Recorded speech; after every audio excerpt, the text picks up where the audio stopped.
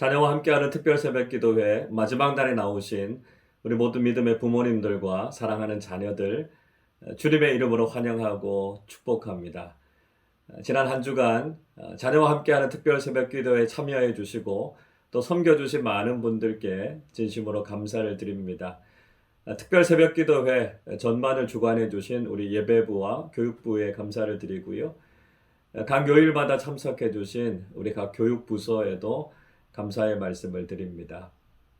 반주로 또 방송실에서 차량 운행으로 여러 가지 모습으로 섬겨주신 많은 분들께 진심으로 감사의 말씀 드립니다. 우리 참여해 주신 모든 분들, 우리 수고하신 모든 분들께 한번 감사의 박수 하도록 하겠습니다. 감사합니다. 고맙습니다. 오늘 우리 청년부 자녀들 또 결혼한 자녀들이 함께 나왔습니다. 이제 학교를 졸업하고 사회에 첫 발을 내딛는 우리 자녀들일 텐데요. 첫 발을 내딛는 마음이 좀 부담스럽고 무거운 게 사실일 겁니다. 세상이 그렇게 만만치가 않지요. 기대에 부풀어서 희망으로 사회의 첫 발을 내딛는 것이 아니라 뭔가 좀 불안하고 염려가 되고 부담이 되는 마음이 많으시리라고 생각이 됩니다. 그러나 여러분 믿음으로 나가시기를 바랍니다. 세상이 만만치 않다고 해서요. 우리가 저절로 실패자가 되는 거 절대로 아닙니다. 우리가 담대하게 믿음으로 나가면 하나님께서 응원해 주시고 우리의 길을 축복해 주실 겁니다. 그 믿음 가지고 승리하는 여러분들 되시기를 바랍니다. 사랑하는 우리 부모님들, 자녀들을 위해서 계속해서 기도해 주시기를 바랍니다. 이제 대학 들어갔으니까, 이제 사회생활 시작했으니까 한시름 났다. 이렇게 생각하고 기도를 내려놓지 마시고요. 지금이 정말 기도해야 될 중요한 시기입니다. 대학생활 하는 동안 취직해서 또 결혼을 앞두고 인생에 중요한 일들이 얼마나 많이 있습니까? 지금이야말로 사랑하는 우리 자녀들을 위해서 기도해야만 우리 자녀들이 인생에서 정말 중요한 선택들을 잘할 수 있다는 것이죠. 계속해서 기도로 우리 자녀들 지원해 주시고 후원해 주시기를 바랍니다. 자, 오늘 새벽에 나온 우리 청년부 자녀들, 또 우리 결혼한 자녀들, 그리고 사랑하는 부모님들과 우리 청년부 공동체를 위해서 우리 한번 큰 격려의 박수 하도록 하겠습니다. 격려합니다. 축복합니다. 네. 엘리 제사장으로 대표되던 이스라엘의 암흑 시대가 끝나고요. 사무엘이 영적인 지도자가 돼서 이스라엘의 새로운 역사를 열어가게 됐습니다. 물론 사무엘이 다스리던 시대도 그렇게 만만한 시대는 아니었습니다. 이스라엘이 블레셋이라고 하는 이방 민족과 전쟁을 벌이게 됐습니다. 이스라엘 백성들이 어떻게 하면 전쟁에서 이길 수 있을까 생각을 했죠. 그래서 그들은 하나님의 궤를 가지고 나가야 되겠다고 생각했습니다. 하나님의 임재를 상징하는 여호와의 궤가 있으면 그들이 전쟁에서 분명히 이길 것이다. 그들은 확신했던 것이죠. 그래서 실로에 있는 하나님의 궤를 전쟁터까지 옮겨왔습니다. 그리고 하나님께서 자신들을 위해서 싸워주실 테니까 자신들은 반드시 승리할 것이다. 그렇게 믿었습니다. 그러나 그들은 전쟁에서 패배했고요. 하나님의 법궤마저 빼앗기고 말았습니다. 전쟁에서 졌다는 것도 충격적이었지만 하나님의 법궤를 빼앗기게 됐다라고 하는 것이 훨씬 더 충격적이었습니다. 아니 어떻게 하나님의 백성이 이방 민족들에게 질 수 있습니까? 게다가 하나님의 법궤를 빼앗길 수 있습니까? 그들은 충격에 빠질 수밖에 없었습니다. 이스라엘 백성들의 신앙의 문제가 무엇이었을까요? 그들의 신앙이 부적 신앙이었다는 거죠. 그들에게 여호와의 법궤가 있기만 하면 그들은 저절로 승리할 것이라고 생각한 것입니다. 법궤가 있으니까 자신들에게는 아무 문제가 없고요. 승리할 것이다 라고 하는 것을 믿는 것, 그것은 부적을 믿는 미신신앙과 무엇이 다르겠습니까? 때로는 오늘날 믿음을 가지고 살아가는 사람들도요. 이런 부적신앙 가지고 살아가는 사람들이 있습니다. 내가 교회에 다니니까 아무 문제가 없겠지. 나는 예수를 몇 대째 믿어온 사람인데 내 삶은 형통할 거야. 이렇게 생각합니다. 하나님의 뜻을 구하고 하나님께서 원하시는 것이 무엇인가라고 하는 것을 깊이 고민하지 않고 그저 형식적인 신앙생활, 또 때로는 세속주의적인 신앙을 가지고도 내 신앙 아무런 문제가 없다 이렇게 생각하는 사람들이 있습니다. 서재에 성경책이 꽂혀 있으니까요. 우리 집에 복을 주시겠다고 약속하신 하나님의 약속의 말씀이 액자로 걸려 있으니까 하나님이 복 주실 거야 이렇게 생각합니다. 물론 믿음의 사람들에게 하나님께서 복 주시기 원하십니다. 그러나 중요한 것은 우리의 믿음이 바른 신앙이 되어야 하는 것이죠. 하나님의 뜻을 알고 하나님의 뜻을 바르게 깨달아야지 우리의 신앙이 부적 신앙이 되어서는 안 된다는 것입니다. 우리가 정말 하나님을 바르게 믿고 있는가? 우리의 신앙을 다시 한번 점검해 보실 수 있기를 바랍니다. 그렇게 빼앗겼던 하나님의 법궤를 하나님께서 다시 찾아오셨습니다. 이스라엘 백성들의 믿음 때문이 아니었고요. 그들의 능력 때문이 아니었고 살아계신 하나님의 능력으로 빼앗겼던 하나님의 법궤를 다시 찾아오셨고 블레셋 사람들에게 하나님의 위엄을 나타내셨습니다. 그러나 그 법궤는 이스라엘에 있는 실로로 돌아오지 못했습니다. 20여 년이라는 시간 동안 기럇 여아림에 있는 아비나답이라고 하는 집에 그 법궤는 머물러 있었습니다. 그때 이스라엘 백성들은 이 일련의 일들을 경험하면서 하나님을 믿는 참된 신앙을 조금씩 회복해 가기 시작했습니다. 오늘 본문 앞쪽에 있는 2절에서는 이렇게 말씀합니다. 궤가 기럇 여아림에 들어간 날부터 20년 동안 오래 있은지라 이스라엘 온 족속이 여호와를 사모하니라 말씀합니다. 이스라엘 백성들이 하나님을 사모하는 신앙을 회복했습니다. 사모하다라고 하는 말은요, 울다, 슬퍼하다, 통곡하다 그런 뜻입니다. 그러니까 그제서야 이스라엘 백성들이 자신들의 잘못을 돌아보고 통곡하면서 슬퍼한 것이죠. 하나님의 말씀대로 살지 않았던 것에 대해서 그들이 슬퍼하고 회개했던 것입니다. 잘못된 신앙에 대해서 돌이키게 됐고요. 하나님께서 원하시는 것이 무엇인가라고 하는 것을 가지고 하나님을 사모하는 믿음을 갖게 됐다는 것입니다. 여러분, 지금 우리에게 필요한 것이 무엇일까요? 우리가 울고 회개하면서 하나님만을 섬기는 신앙을 회복하는 것입니다. 하나님을 사모하는 이 믿음을 회복하는 것이죠. 여러분, 어쩌다가 교회가 이 지경이 됐을까요? 우리 기독교 신앙이 세상의 조롱을 받고 부끄러움을 경험하고 있는 이런 모습이 됐을까요? 우리가 하나님의 뜻대로 살지 못했던 우리의 믿음 없음, 우리의 연약함 때문에 이런 일들이 일어나지 않았습니까? 우리 이런 현실을 보면서 울고 통곡하고 회개해야 합니다. 그리고 여호와 하나님을 믿는 바른 신앙을 회복해야 된다는 것이죠. 바로 오늘 이 현실 속에서 우리가 하나님의 뜻을 구하고 슬피 울며 통곡하며 하나님만을 섬기는 온전한 신앙을 회복하는 우리 모두가 되실 수 있기를 바랍니다. 사무엘은 이스라엘의 영적인 각성이 필요하다라고 생각했습니다. 도대체 이스라엘의 신앙에 새로워져야 될 부분들이 어떤 것이었을까요? 자, 오늘 본문 3절의 말씀인데요. 우리 3절을 같이 한번 읽어보겠습니다. 사무엘이 이스라엘 온 족속에게 말하여 이르되 만일 너희가 전심으로 여호와께 돌아오려거든 이방신들과 아스다롯을 너희 중에서 제거하고 너희 마음을 여호와께로 향하여 그만을 섬기라. 그리하면 너희를 블레셋 사람의 손에서 건져내시리라. 사무엘이 이스라엘 백성들에게 이야기했던 것이 무엇입니까? 이방신들과 아스다롯을 제거하라는 것입니다.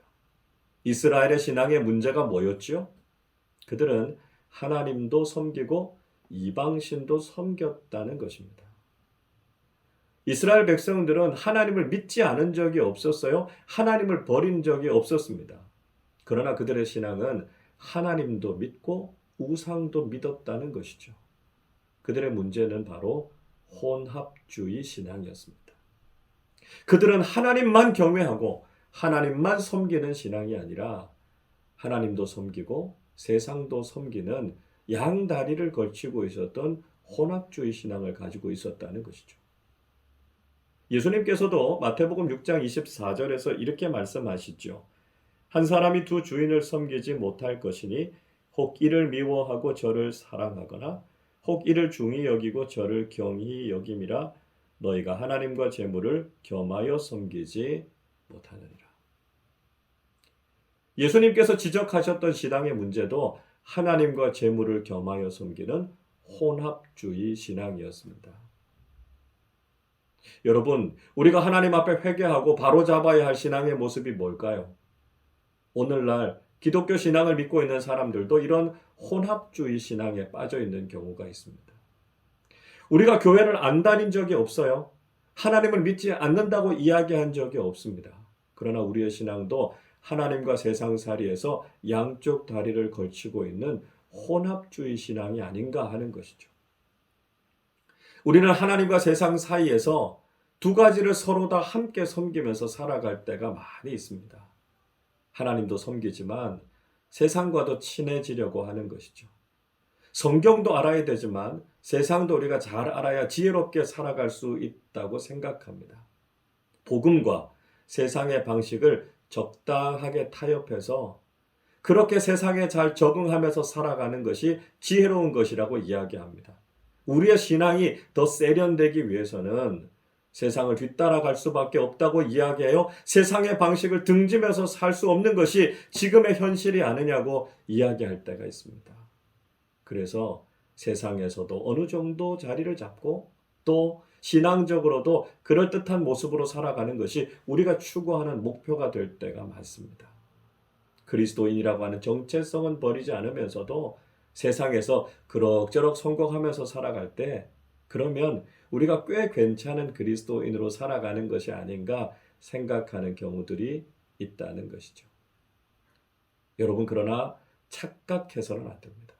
기독교 신앙은 세상의 다른 것과 타협해서는 안 된다는 것이죠. 우리가 그리스도인으로 살아가면서 세상과 전혀 부딪히지 않는다고 생각하는 것 잘못된 생각이라는 것입니다.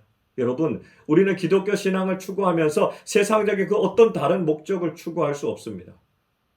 정치적인 목적으로 경제적인 이익을 얻기 위해서 세상에서 성공하기 위해서 우리 기독교 신앙을 타협해서는 안 된다는 것이죠. 하나님도 섬기고 세상도 섬기는 것은 바람직한 믿음이 아니라는 것입니다.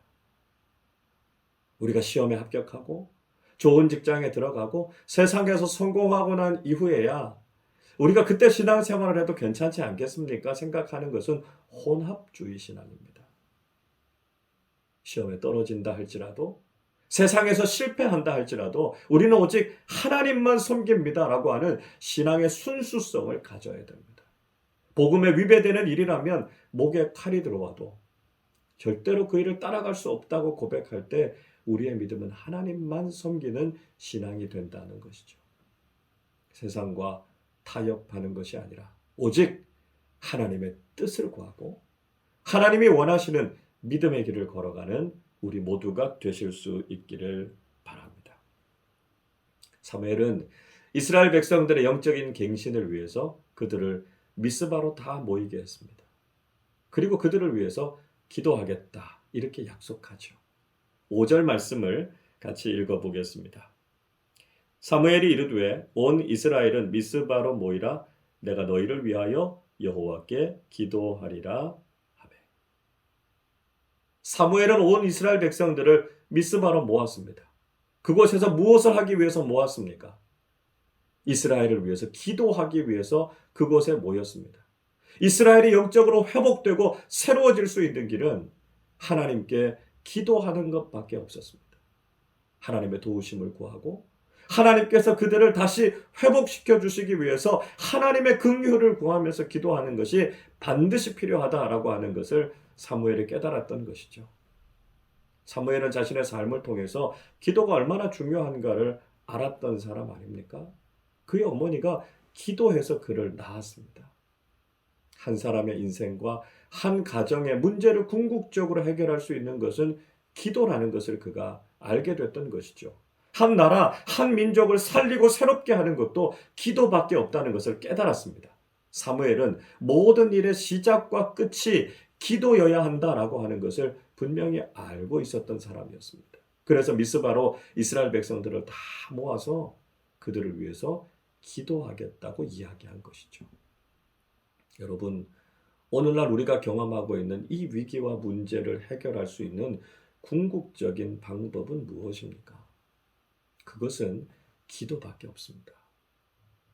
우리가 그동안 문제를 해결하기 위해서 여러 가지 인간적인 방법들을 사용해 보지 않았습니까? 유능한 사람들을 거기 세워보기도 했고요. 또 그 문제를 해결하기 위해서 첨단 과학과 기술을 도입하기도 했습니다. 법과 제도를 개선하기도 했고요. 군사력, 공권력을 강화시켜 보기도 했습니다. 그러나 정작 그 문제가 근본적으로 해결되기보다는 오히려 그 문제가 표류하고 있다 느껴지는 건 저만의 생각입니까? 아니지 않습니까? 우리가 인간적인 여러 가지 방법들을 써봤지만 지금 우리가 경험하고 있는 위기는 근본적으로 해결되지 않았습니다. 이 위기 어떻게 해결될 수 있습니까? 하나님 앞에 기도하는 것으로 이 문제는 해결될 수 있습니다. 하나님께서 우리를 긍휼히 여겨주시고 기도할 때 하나님께서 우리를 도와주셔서 이 시대와 이 역사를 새롭게 하시는 하나님의 은혜가 아니고서는 우리의 삶이 이 시대가 회복될 수 없다는 것을 깨달아야 하는 것이죠. 영적 지도자들은 바로 이 일을 깨닫고 공동체로 하여금 기도하게 하는 지도자들이 되어야 한다는 것입니다. 사무엘이 바로 그 역할을 잘 감당했던 것이죠. 오늘 본문 마지막에 6절에서는 사무엘이 미스바에서 이스라엘 백성들을 다스렸다 이렇게 말씀하고 있습니다. 이 미스바라고 하는 것이 상징하고 있는 것이 무엇일까요? 왜 사무엘은 사람들을 미스바로 모았던 것일까요? 이 미스바라고 하는 곳이 정확하게 어디인지는 잘 알려져 있지 않습니다. 대략 아마 예루살렘 북쪽으로 한 10km 지점에 있는 도시였을 것이다 이렇게 추측할 뿐입니다. 미스바가 어디냐라고 하는 것보다 더 중요한 것은요. 미스바라고 하는 말의 의미가 무엇이냐라고 하는 것입니다. 미스바라고 하는 말은 망대라는 말입니다. 워치타워라는 것이죠. 그러니까 멀리서 적들이 쳐들어올 때 그걸 감시할 수 있는 감시탑을 가리켜서 미스바라고 이야기한다는 것이죠. 지도자는 어떤 사람이어야 합니까? 영적인 망대에 올라서서 지금 어떤 일들이 다가오고 있는지를 미리 바라보고 대비할 수 있어야 한다는 것입니다. 다른 사람들은 보지 못하지만 영적인 지도자는 영적인 망대에 올라서 지금 어떤 일들이 일어나고 있고 하나님께서 어떤 일들을 하고 계시는지를 보고 많은 사람들을 이끌어가는 사람들이 되어야 한다는 것입니다. 영적인 고지에 올라서서 하나님께서 행하실 일들을 깨닫고 이스라엘 백성들, 공동체들을 이끌어갈 수 있는 사람이 되어야만 이스라엘 공동체를 이끌어갈 수 있는 지도자가 될 수 있다라고 하는 것을 우리에게 잘 보여주고 있다는 것이죠. 지도자는 바로 미스바로 사람들을 모이게 해야 합니다. 하나님의 임재가 있는 영적인 고지인 미스바의 사람들이 모여서 그곳에서 하나님의 뜻을 깨닫고 기도하면서 하나님을 따르는 믿음의 공동체가 돼야 한다는 것이죠. 세상은요, 자신들이 있는 곳으로 오라고 합니다. 돈이 모이는 곳으로 오라고 하고요. 권력이 집중되는 곳으로 오라고 합니다. 힘이 있고 명예가 있고 권력이 있고 부가 있는 곳으로 모이라고 이야기합니다. 그러나 우리는 세상을 따라가서는 안 됩니다. 우리는 사람들을 영적 미스바로 모아야 합니다. 영적인 망대, 영적인 고지에 함께 모여서 하나님의 뜻을 구하고 기도해야 되고요. 하나님의 말씀을 듣고 공동체를 하나님의 뜻대로 이끌어 가야 한다는 것이죠. 그것이 바로 이 시대의 영적 지도자들에게 주어져 있는 중요한 사명이라고 하는 것을 꼭 기억하실 수 있기를 바랍니다. 우리는 2022년 자녀와 함께하는 특별 새벽 기도회를 마치게 됩니다. 사랑하는 우리 자녀들이 영적 미스바에서 많은 사람들을 다스리는 영적 리더들이 될 수 있기를 바랍니다. 영적인 고지, 영적인 망대에 높이 올라서서 앞으로 일어난 일들, 하나님께서 행하시는 일들을 바라보고 분별해내는 믿음의 사람들이 되시기를 바랍니다. 이 시대를 바르게 바라보고 넓고 깊게 이 세상을 이해해서 이 세상을 이끌어가는 믿음의 자녀들이 될 수 있기를 바랍니다. 하나님 앞에 기도하고 하나님의 뜻을 깨달아서 이 민족과 공동체를 하나님이 원하시는 뜻대로 잘 이끌어가는 좋은 지도자들 될 수 있기를 바랍니다. 사랑하는 우리 자녀들이 사무엘과 같이 꺼지지 않는 하나님의 등불이 되어서 이 시대를 밝히고 이 민족과 공동체를 이끌어가는 하나님의 귀한 일꾼들로 쓰임 받으실 수 있기를 주님의 이름으로 축원합니다.